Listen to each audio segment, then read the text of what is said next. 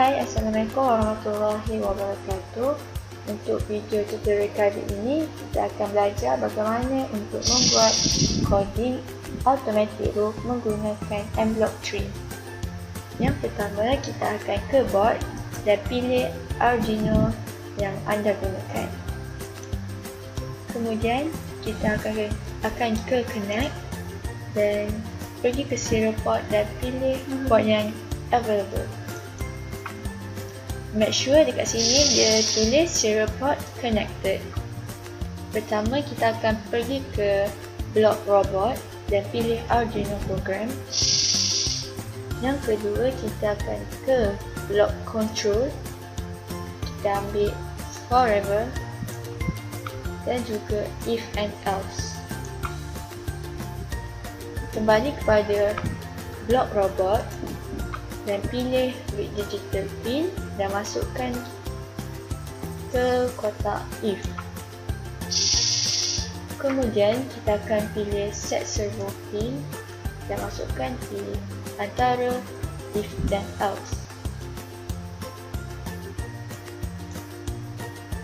Satu, kita setkan 90 degree. Yang kedua, kita akan setkan 0 degree. Dan kita akan ubah pin untuk sensor dan juga servo.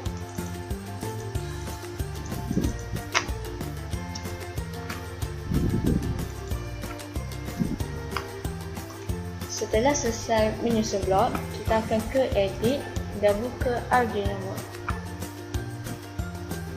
Kemudian kita akan upload blok ke Arduino. Tunggu selama beberapa minit untuk coding di-upload.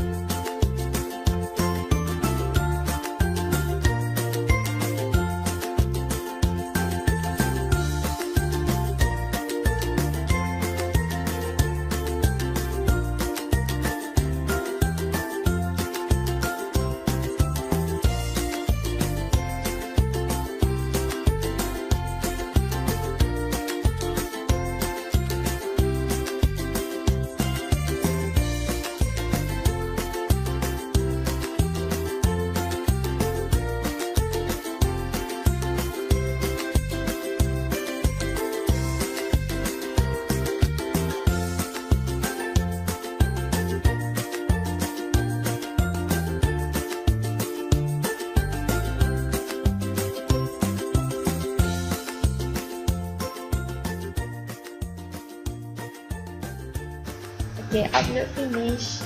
Selamat mencuba.